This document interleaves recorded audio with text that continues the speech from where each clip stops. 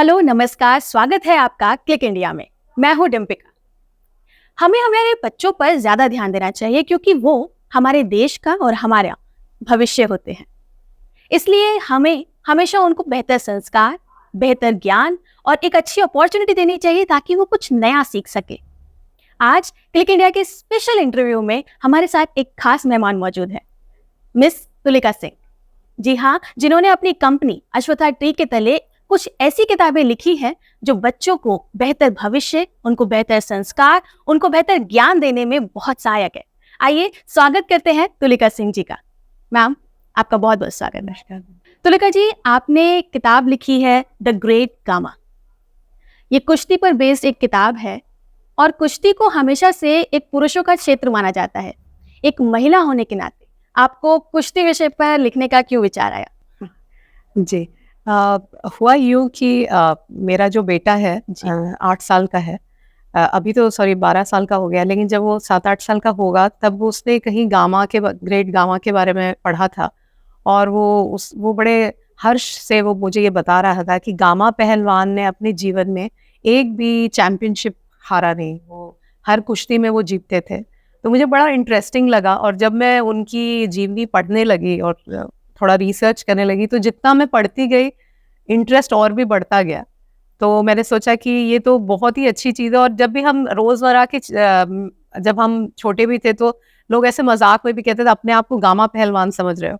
तो तब मुझे नहीं पता था कि ये इतनी बड़ी हस्ती हैं और कि शायद किसी दिन हम इनके बारे में पढ़ेंगे और लिखेंगे। तो ये ऐसे शुरुआत हुई थी इस कहानी की। तो मैं चाहूंगी कि आप हमारे दर्शकों को बताएं कि आपकी इस किताब में आपने किन घटनाओं पर या गामा की ही किन स्टोरी पर प्रकाश डाला है। ये बहुत सुंदर कथा है गामा पहलवान की, और हम सबको पढ़ना चाहिए ये। और कहा जाता है कि कोई भी जो मनुष्य का जो संस्कार होता है उसकी नींव उनके पेरेंट्स रखते हैं, उनके माता पिता रखते हैं। तो गामा पहलवान जो थे, उनके पिताजी जो थे अजीज बख्श, वो पार्टीशन के समय इंडिया आए थे। और उस समय जब बहुत ज़्यादा नेचुरली हालत जो है बहुत अच्छी नहीं थी। कहा जाता है कि किस तरह से उन्होंने जब उनके पास कुछ भी नहीं था तो किस तरह से कुश्ती के बल पे उन्होंने अपनी पूरे नए जीवन को तैयार किया। और छोटा गामा जब सिर्फ 6 साल का था तभी उनके पिताजी का देहांत हो गया। और फिर किस तरह से वो अलग अलग घरों में, कभी अपने नाना के पास, कभी अपने चाचा के पास रहे, और किस तरह से उन लोगों से उनको संस्कार मिलते रहे। और उन्होंने कुश्ती कभी भी छोड़ी नहीं, कितने भी पैसे आए, कितने अवार्ड्स मिले उन्हें, लेकिन वो किस तरह से हर समय वो लगे रहे। तो एक ये तथ्य बच्चों को बताना कि रेजिलियंस किसी चीज़ में, कि हम हार गए या हम गरीब हैं या हमारे पास नहीं है तो हम बहुत जल्दी हार मान जाते हैं। तो ये एक बहुत इंपॉर्टेंट तथ्य था इस कहानी में गामा पहलवान के बारे में। और दूसरा कि बहुत छोटे से ही उन्होंने कुश्ती में बड़ी बहुत ही मेहनत की। कहा जाता था महाराज दतिया का जो राज्य था, वहाँ पे उस समय के महाराज जो लोग थे, सारे लोग, वो लोग कुश्ती को पैट्रोनेज की तरह से वो इंजॉय करते थे, खेल कूद को वो बड़ा बढ़ावा देते थे। तो उस समय एक एक महाराज के यहाँ पे मतलब 50 ऐसे कुश्ती करने वाले पहलवान रहते थे। तो उन्हीं पहलवानों में एक गामा पहलवान के जो पिताजी थे वो भी दतिया महाराज के यहाँ काम करते थे। और एक बार जो छोटा गामा था, जब वो सिर्फ 10 या 11 साल के थे, तो वहाँ पे दंड बैठक जो होती है ना, ऐसे उठक बैठक जो होती है, उसका एक कंपटीशन हुआ। तो कहा जाता है कि वहाँ पे 300 ऐसे कुश्ती करने वाले पहलवान पूरे देश भर से पहुंचे थे। और काउंटिंग शुरू हुई है, 1 2 3, कहा जाता है कि 5000 तक बहुत बड़े बड़े, मतलब लास्ट के सिर्फ 10-11 बचे हुए थे। और ये छोटा सा बालक वो अभी भी दंड बैठक किए जा रहा था। तो महाराज दतिया ने जो महाराज जो थे उन्होंने कहा कि भाई ये बच्चा तो अपने आप में ही चैंपियन है, तो बस अब गेम को रोक दो, क्योंकि इससे ज्यादा कुछ नहीं है, क्योंकि ये तो लगा ही हुआ, ये तो कंटिन्यूअस ये करता ही जाएगा। तो कहा जाता है उस छोटे से बच्चे ने उस समय 5000 से भी ज्यादा दंड मारा। नेचुरली उसके 1 हफ्ते बाद वो 1 हफ्ते तक वो बेड पे पड़े रहे, वो दूसरी बात है, बट उन्होंने बताया इस बात को। लेकिन जो इस बच्चे में जो सीखने की ललक होती है किसी बालक में, तो मुझे लगा और बच्चों को ये बताने लायक बहुत सुंदर कहानी है। आपने जितनी भी किताबें लिखी हैं मैम, उसमें आपने इस चीज़ पर फोकस किया है कि ये बच्चों के लिए कंटेंट जाएगा, तो गामा किस तरह से छोटे बच्चों को इंस्पायर कर सकते हैं? अरे जैसे मैंने यहीं पे आपको बताया, और इवन जैसे अभी जो आपको दंड बैठक की बात बताई, उसके बाद उनको खान पान, उनके जो खाने पीने की बात थी, तो वो शुद्ध खाते थे, और खेत से जो चीज़ें, सब्जियां और ये सारी चीज़ें उगती थी, जो शुद्ध दूध होता था। तो ये भी बताने वाली चीज़ है बच्चों को कि किस तरह से हम जंक फूड से दूर रहें, और जब हम एकदम ताज़ी सी जो कहा कहता है, जैसा जैसा अन्न है वैसा मन है, वो वैसा ही शरीर बनता है। तो मतलब वो ज़्यादा घी, मतलब चिकन खाते थे, मीट खाते थे, मटन खाते थे, यखनी खाते थे, खूब घी खाते थे, खूब 10-10 लीटर दूध पीते थे। तो ऐसा उनका जब आप पढ़ेंगे तो मतलब मज़ा भी आता है कि इतना कोई कैसे खा सकता है। बट पहलवान है, उनको इतनी एनर्जी की ज़रूरत होती है, उनका शरीर तगड़ा होता है। तो बच्चों को ये भी बताना कि ज़्यादा खाना बुरी बात नहीं है अगर अच्छा खाना खा रहे हो तो, लेकिन जंक फूड आप ज़्यादा खा रहे हो तो वो आपके शरीर को नुकसान भी पहुंचा रहा है। तो ये सब छोटे-छोटे जो मैसेजेस हैं, बिना उसको बहुत ही आउटराइटली ये बताना कि आप ये मत खाओ, कोल्ड ड्रिंक मत खाओ, आप पीना है तो भाई दूध पियो, लस्सी पियो, मट्ठा पियो। तो आप बच्चे को बिना डायरेक्टली बताए हुए कहानी के थ्रू बता रहे हो, तो ये आई थिंक मुझे लगता है कि एक अच्छा तरीका है। आपने ये बात बहुत अच्छे से मेंशन की है कि खाना पीना, कुश्ती जो है वो दूध दही खाने में और अच्छा खाने के लिए जानी जाती है कि बहुत खाते हैं, और कहीं ना कहीं हम देखें तो आज का युवा जो है वो नशे की तरफ बढ़ रहा है। तो क्या कुश्ती जो है वो कहीं ना कहीं नशे से लोगों को दूर ले जा सकती है और बेहतर तरीके से युवाओं को आगे प्रोत्साहित कर सकती है? जी, हमारा देश तो जाना ही जाता है गंगा जमुना सभ्यता के लिए। और जब पुराने समय में जब जो गांव होता था, चौपाल लगती थी सुबह सुबह, जब ब्रह्म मुहूर्त के समय मुर्गा बांग देता था, तो लोग, पहलवान लोग वहाँ पे अखाड़ा तैयार करते थे, और वहाँ के जो पुरुष थे और बच्चे थे वो लोग सब कुश्ती करते थे। तो कुश्ती जो है वो अपने आप में एक बहुत ही पवित्र खेल है, क्योंकि उसको खेलने के पहले आपको अपने शरीर को हृष्ट पुष्ट रखना पड़ता है, अपने मन को पवित्र रखना पड़ता है। जो कुश्ती के पहलवान होते हैं, हनुमान जी का आशीर्वाद लेकर वो शुरू करते हैं। तो एक यूथ जो है अभी अगर अपनी एनर्जी को सकारात्मक दिशा में नहीं लेकर जा रहा है, और अगर हम खुश रहने के लिए ऐसी चीज़ों का इस्तेमाल कर रहे हैं जो जैसे अब नशे की तरफ जा रहा है, तो वो डेफिनेटली हमारे युवा वर्ग के लिए अच्छी चीज़ नहीं है। लेकिन वो होता क्यों है? क्योंकि शायद दोस्तों की कमी है, या आपको लगता है कि कोई मुझे रिलेशनशिप्स नहीं है, या अकेलापन है, या आपको लग रहा है कि आप जीवन में कुछ कर नहीं पा रहे, तो एक नकारात्मक ऊर्जा के कारण लोग नशे में पड़ते हैं। लेकिन जब आप कुश्ती कर रहे हैं या आप इस तरह की कोई स्पोर्ट्स में हैं, तो आप एक एड्रेनलिन है आपके बॉडी में, आप एक स्फूर्ति महसूस करते हैं। आप एक अगर धावक ही हैं, अगर आप दौड़ भी रहे हैं या आप जिम भी कर रहे हैं, तो आप जब जिम से बाहर आते हो तो आप खुश रहते हो, एक एनर्जी है बॉडी में। तो उस एनर्जी के लिए इस तरह के जो हमारे जो पुराने इस तरह के जो स्पोर्ट्स हुआ करते थे, तो कुश्ती उसमें से एक है। आप कितने भी पुराने उसको देख लीजिए, मल्ल युद्ध और ये इस तरह के जो स्पोर्ट्स है, हमारे जो लोग हैं वो खेला करते थे। तो आई थिंक नशा जो है, डेफिनेटली इन सब चीज़ों को अगर हम अपने युवाओं में इसको और पॉपुलराइज करें, तो डेफिनेटली वो दूर रह सकते हैं इस तरह की नकारात्मक ऊर्जा से। जी, खान पान को तो ये रिप्रेजेंट करता ही है कुश्ती, ताकत को भी रिप्रेजेंट करता है, क्योंकि कहा जाता है कि कुश्ती जो लड़ते हैं उनमें ताकत इतनी होती है कि वो किसी भी समस्या का या किसी भी खतरे का सामना बहुत आसानी से कर लेते हैं। और आज के समय में भी आत्मरक्षा जो है, सेल्फ डिफेंस, वो भी बहुत ज़रूरी हो गया है। तो कुश्ती को चूज़ करना ज़्यादा बेहतर ऑप्शन लगता है रेदर देन किसी और तरीके से। और हम देख रहे हैं कि आजकल हर सोसाइटी में कुश्ती के थोड़े बहुत दाव पेच ना सिर्फ लड़कों को बल्कि लड़कियों को भी सिखाए जाते हैं। तो इसको आप कैसे देखते हैं? बहुत सुंदर, अच्छी बात है ये। और जैसे अगर आप पुराने हमारे ग्रंथों को भी देखिएगा, जैसे रामायण महाभारत में भी ऐसे कुश्ती और इन सब चीज़ों का उल्लेख है। रामायण में बलि और जो उनके भाई हैं उनके बीच, सुग्रीव के बीच में अच्छा खासा मल्ल युद्ध हुआ।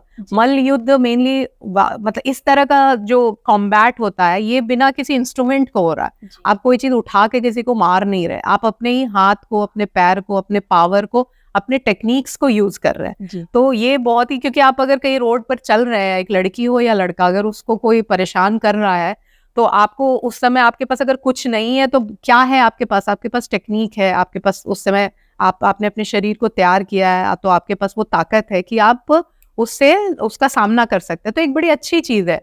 और मुझे तो ये पता नहीं था, बट मुझे बहुत खुशी हुई ये जान के कि आजकल कुछ सोसाइटीज़ में उन लोगों ने इस तरह से कुश्ती का दांव पे सिखाना शुरू किया है, which is quite good and very appreciated. तो तुलिका जी, जब हम लोग कुश्ती लड़ने वाले या कुश्ती के खिलाड़ियों को देखते हैं, उनकी काया थोड़ी सी अलग दिखती है। जैसे हम उनके कानों पर अगर फोकस करें तो कान कुछ टूटे हुए, कुछ कटे हुए, थोड़े से गोल आकार के हो जाते हैं, या उनका जो हम देखते हैं कि शरीर काफी भारी होता है, कुछ जगह पे चोट लगी हुई होती है। और कुछ लोगों का कहना है कि जो कुश्ती है वो जान का खतरा होती है, क्योंकि आप इसमें ऐसे दाव पेच सीखते हैं, सामने वाले को हराना है, खुद को जिताना है। तो क्या इससे जान को खतरा रहता है? जी देखिए, इस तरह के जो भी कॉम्बैट स्पोर्ट है, इंजरी तो डेफिनेटली होती है, लेकिन ये जान का खतरा, अगर आप इसको एक स्पोर्ट्स की तरह ले रहे हैं, तो वहाँ पे तो भाई कोच हैं और ये सारी चीज़ें हैं। तो even if you see this kind of wrestling, ये तो ओलंपिक्स तक ये सारी स्पोर्ट्स पहुँच चुके हैं। और कहीं ना कहीं आपको ज़रूरत है जो मैस्कुलिन एनर्जी है, स्पेशली मैं कुश्ती फॉर मेल्स की बात कर रही हूँ, कि मैस्कुलिन एनर्जी की रिलीज बहुत ज़रूरी है समाज में। आजकल के बच्चों को अगर आप देखिएगा कि क्लासरूम में बिठा के चुप रहो, बात नहीं करनी है, तो एक जो मैस्कुलिनिटी है, एक गर्ल्स की बात नहीं कर रही, मैं स्पेशली बॉयज़ की बात कर रही हूँ, कि वो एनर्जी कहाँ निकलेगी। जब आप देखते हैं कि एक एंटी सोशल चीज़ें हो रही हैं अगर समाज में, तो वो स्पोर्ट्स नहीं खेल रहे हैं, वो दिन भर एक डिजिटल गैजेट से जुड़े हुए हैं, वो अपनी एनर्जी को कहीं यूज़ नहीं कर पा रहे हैं। तो ये सारे जो ये जो आउटबर्स्ट है, या ये जो आप बाहरी जो आप दिखाई देता है समाज का, तो हम इस तरह की चीज़ें, स्पेशली कुश्ती और जो इस तरह के कॉम्बैट स्पोर्ट्स हैं, ये हेल्प करते हैं। मेंटल जो भी एबरेशंस है उसमें भी हेल्प करते हैं एक तरीके से। तो मुझे लगता है कि ये सही चीज़ है। और जैसे आपने वो कान वाली बात बताई, तो जो पहलवान होते हैं उनके कान को कॉलीफ्लावर ईयर्स बोला जाता है, क्योंकि बार बार उनके कानों पर चोट लगती है। तो वो कान पे चोट लगते लगते जो खून होता है ना कान में, वो क्लॉट करते करते वो गोल हो जाते हैं उनके कान। तो कहा जाता है कि सारे मतलब पहलवानों के जो कॉलीफ्लावर ईयर है, तो ये सब तो चीज़ें हैं, लेकिन लोग अगर चॉइस से इसकी तरफ जाते हैं तो इसके बहुत सारे पॉजिटिव चीज़ें भी हैं इसके लिए। कुश्ती जैसे खेल पर काफ़ी सारी मूवीज़ भी बनी है, और हमने रिसेंटली दंगल में भी देखा है कि एक बहुत ही अच्छा रिचुअल मिलता है देखने को, कि कुश्ती में जब भी शुरुआत कर रहे हैं या कुश्ती लड़ने जा रहे हैं, तो जो पहलवान है, जो खिलाड़ी हैं, वो मिट्टी को अपने शरीर पे लगाते हैं या मिट्टी चूमकर एंट्री करते हैं। तो ये कोई खास रिचुअल है? अगर कोई करना भूल जाता है तो क्या ऐसा माना जाएगा कि वो जीतेगा नहीं? नहीं, ऐसी कोई बात नहीं, बट अखाड़े की जो मिट्टी होती है वो बहुत पवित्र मिट्टी होती है। कैसे? और वो बहुत ही एक अच्छे टेक्निक से उस मिट्टी को तैयार किया जाता है। कहा जाता है कि हर 4 महीने पे पूरी की पूरी मिट्टी को फिर से बनाया जाता है। कहा जाता है कि अराउंड 50 लीटर सरसों का तेल, अराउंड 10-15 किलो हल्दी और मट्ठा, इन सब चीज़ों को मिलाकर उस पूरी मिट्टी को तैयार किया जाता है। तो अगर जब कुश्ती खेलते हुए जो पहलवान है, उनका जो पसीना भी निकल रहा है ना, वो भी स्लिप होता है, वो मिट्टी से वो सारी कुछ स्लिप होती है। और हल्दी इसलिए मिलाया जाता है कि जो छोटी-मोटी चीज़ें चोट लग रही हैं उनको, वो ठीक हो जाती है। इसलिए वो देखिएगा वो अपने आप को ऐसे गिराते रहते हैं मिट्टी को, और इवन मिट्टी को ही भगवान को अर्पित करके एक दूसरे को ऊपर मिट्टी फेंक के ही वो पहलवानी की शुरुआत करते हैं। तो एक तरीके से रिचुअल है। और इसलिए पहलवानों के लिए कुश्ती की जो वो मिट्टी है, वो एक बहुत ही पवित्र चीज़ है। तो वो they use it for medication also, and like continuously उसी में वो खेल रहे हैं। उनके स्किन भी बहुत सॉफ्ट होते हैं उसके लिए, उस चक्कर में बहुत सॉफ्ट होते हैं। यानी कि कुश्ती को अगर देखा जाए तो उसमें जितने भी दाव पेच हैं, ये कहें कि मिट्टी है, खान पान है, इसका अपना एक रीज़न है। आपने बताया कि खाना इसलिए ताकि शरीर को ताकतवर बना रहा है, और खाना भी बहुत ही सही तरीके का खाना है, जंक फूड जिसमें शामिल नहीं है, बिल्कुल देसी खाना है। जहाँ लड़ रहे हैं वहाँ की मिट्टी भी काफ़ी अच्छी है, आपको उधर लड़ते लड़ते वो हील भी कर रही है। तो ओवरऑल कुश्ती जो है वो काफ़ी अच्छा एक खेल माना जाता है।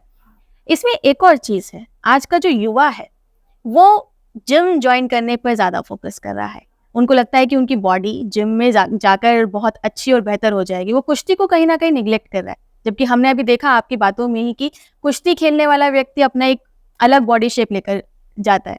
जिम और कुश्ती में से अगर युवाओं को चूज करना हो तो क्या बेहतर ऑप्शन है उसका?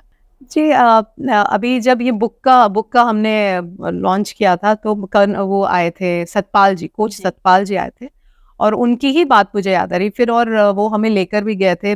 जब उनको हम इनवाइट करने गए थे तो हम उनके जो स्टेडियम है वहाँ पे, मतलब बहुत आई थिंक 100-150 बच्चे जो हैं वहाँ पे सीख रहे थे कुश्ती, और वो बहुत ही सुंदर दृश्य था देखने के लिए, बहुत ही मज़ा आ रहा था।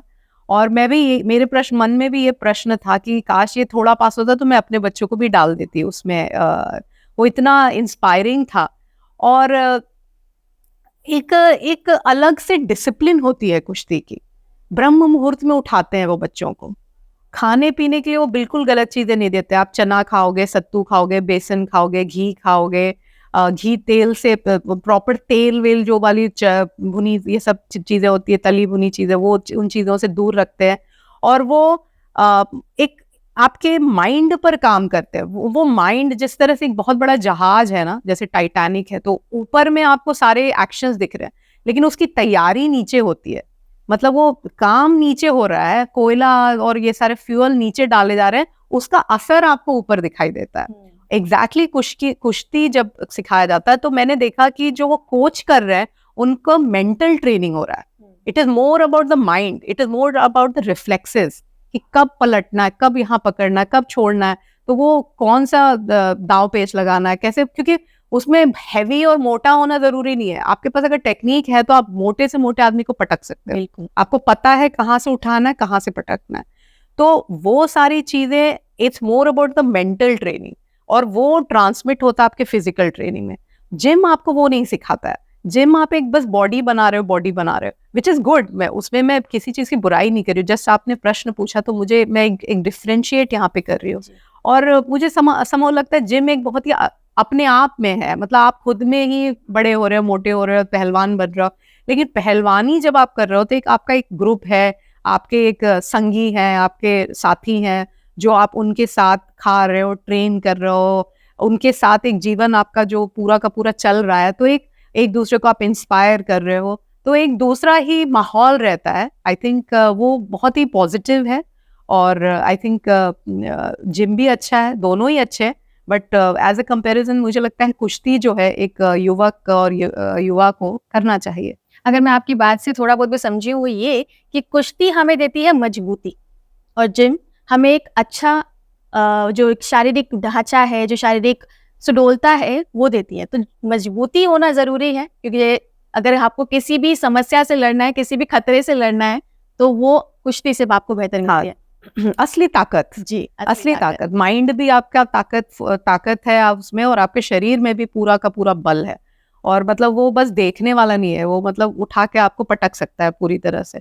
जिम में आपकी बॉडी अच्छी हो सकती है बट आपके पास उतना पावर है कि नहीं, उतनी स्ट्रेंथ है कि नहीं। आपकी ये किताब यानी कि बच्चों के लिए नहीं बल्कि युवाओं के लिए भी बहुत ज़्यादा मैं कहूँगी कि ज़रूरी है। और इसको पढ़ने से आप काफ़ी सारी चीज़ें समझते हैं कि खान पान क्या होना चाहिए, किस तरह की सोच रखनी चाहिए, अपने अंदर आत्मविश्वास को जगाना बहुत ज़रूरी है, क्योंकि खेल जो है वो आपके कॉन्फिडेंस पर भी काम करता है। तो मैम, ना सिर्फ आपकी ये किताब, और मैं उम्मीद करूंगी कि हम आपके साथ और भी किताबों पर इंटरव्यू ले पाएँ और आप समय निकाल पाएँ। आपने आज अपनी इस किताब के साथ हमारा जो ज्ञान बढ़ाया है, हमें जो नॉलेज दिया है, एक नई स्टोरी से हम लोग रूबरू हुए हैं, उसके लिए आपका बहुत बहुत धन्यवाद। Thank you. तो देखा दर्शकों, किस तरह से एक किताब, एक कहानी, एक किस्सा हमारी जिंदगी को बदल सकता है, हमें एक प्रेरणा दे सकता है। आज हमने तुलिका जी से उनकी किताब द ग्रेट गामा पे बात करी। इनकी बहुत सारी किताबें हैं जिन पर हम बात करेंगे, इसलिए आप बने रहिए हमारे साथ और देखते रहिए क्लिक इंडिया। नमस्कार।